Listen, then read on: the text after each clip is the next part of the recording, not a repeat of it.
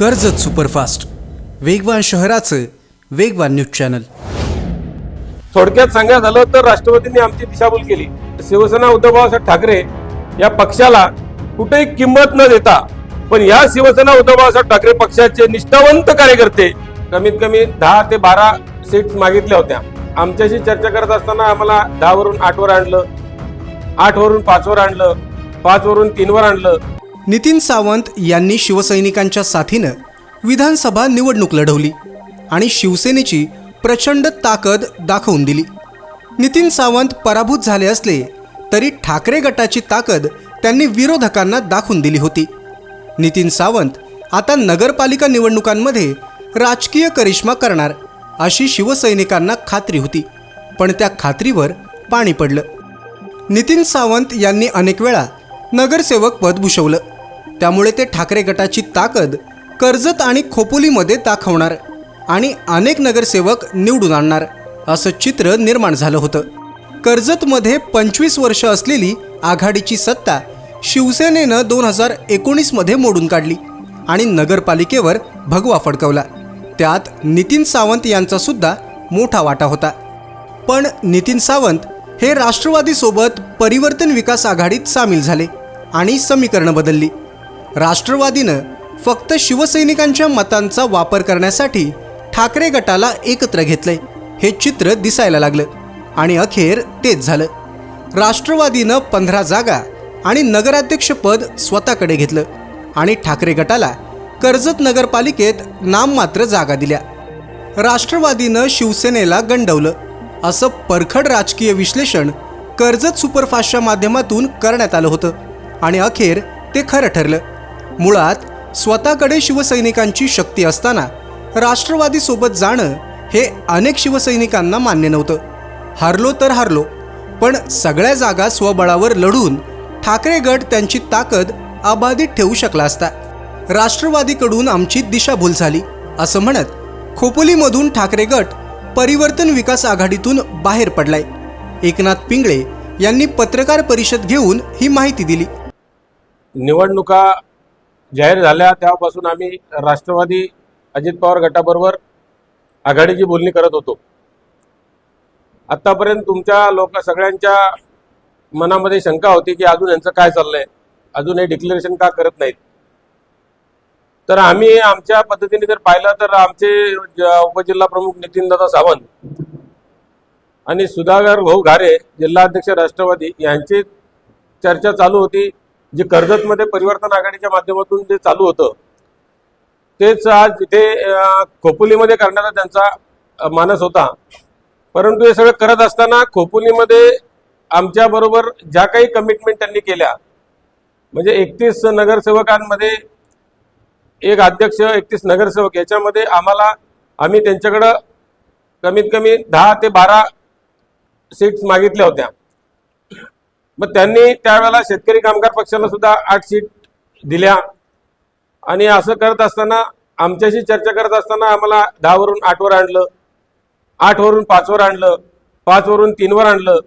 पण जे आणलं इतकंच आम्हाला कळलं, पण त्याच्या पुढे जाऊन जर आम्ही पाहिलं तर आमच्या प्रत्येक उमेदवाराच्या अपोजिट त्यांनी त्यांचा उमेदवाराचा फॉर्म भरला आणि हे जेव्हा आमच्या लक्षात आलं त्यावेळेला आघाडी हा विषय तिथं संपतो हे आम्ही त्यांना सांगितलं। मग त्यासाठी आज 2-3 दिवस आमचा तोच घोळ चालू होता की त्यांचं नेतृत्व म्हणतंय की आम्हाला आमच्या खालच्या कार्यकर्त्यांनी लक्षात आणून दिलं नाही की आम्ही तुमच्या विरोधात फॉर्म भरले। आता हा झाला त्यांचा विषय, पण कुणीही नेता आपल्या खालच्या कार्यकर्त्याला विचारल्याशिवाय कोणाच्या सीट बद्दल चर्चा करू शकत नाही। हे तुम्हाला आम्हाला सगळ्यांना माहित आहे। जसं आमच्या इथे पण आम्हाला कोणाला उमेदवारी द्यायचे तो आमच्या त्या विभागातल्या कार्यकर्त्याला पण माहिती असतं ना, त्याच्यानंतर मग तो शहर प्रमुखाकडे येतो। शहर प्रमुखांना आम्ही तालुका प्रमुख म्हणून आमच्यावरती जबाबदारी होती म्हणून आम्ही येऊन ते विचारविनिमय करत होतो। असं अचानकपणे वरच्या माणसाला माहित नाही अशी उमेदवारीचा प्रश्न आमच्याकडे नव्हता।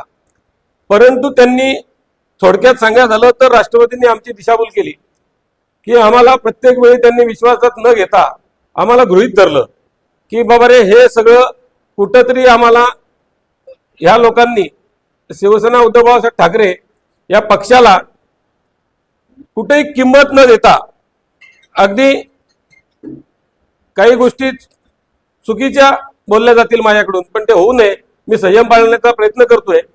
परंतु खिचगिंतीत न पकडता आम्ही आमच्याकडून हे जातील कुठे, कारण त्यांचा गोड गैरसमज आमच्या बाबतीत झाला की आम्हाला आमच्या पक्षप्रमुखांचा आदेश आहे की शिंदे गट आणि भारतीय जनता पार्टीबरोबर आपल्याला युती आघाडी करायची नाही, आणि म्हणून या लोकांनी आमचा गैरफायदा घेण्याचा प्रयत्न केला असं मला वाटतंय.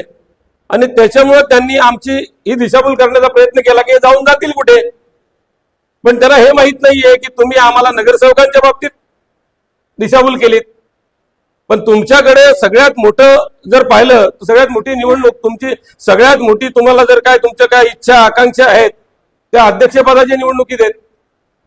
आणि मग अध्यक्षपदाच्या निवडणुकीचा प्रश्न आमच्या हातात राहतो, हा काय आम्ही तुमच्या हातात दिलेला नाही.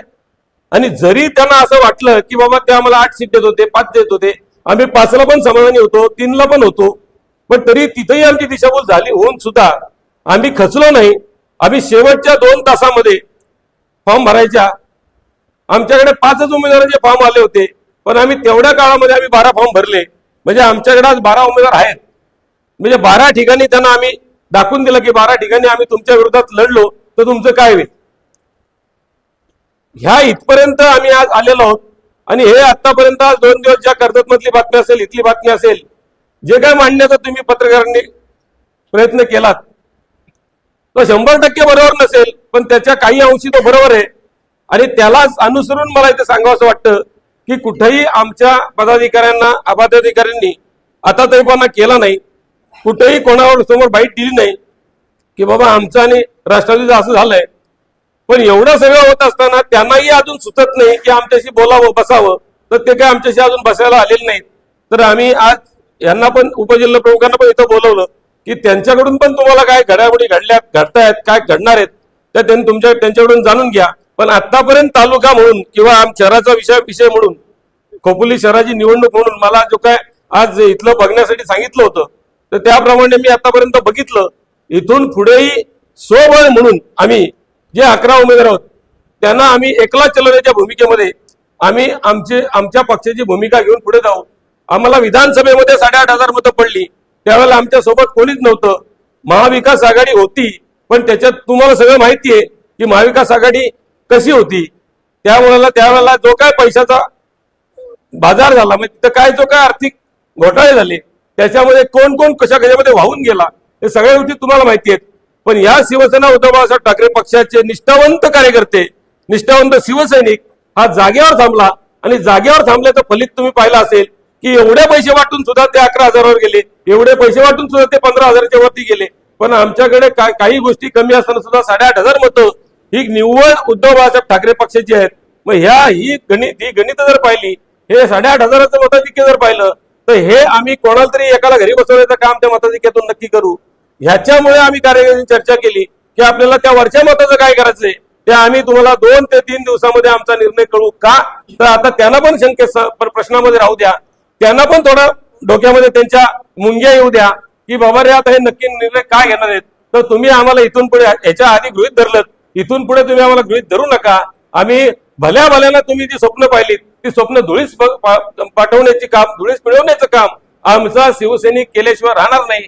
एवढंच मी तुम्हाला आज या बाईटच्या माध्यमातून सांगतो. जय हिंद, जय महाराष्ट्र. तालुक्यातल्या घडामोडींचे अपडेट सर्वात आधी मिळवा. कर्जत सुपरफास्ट चॅनलला सबस्क्राईब करायला विसरू नका.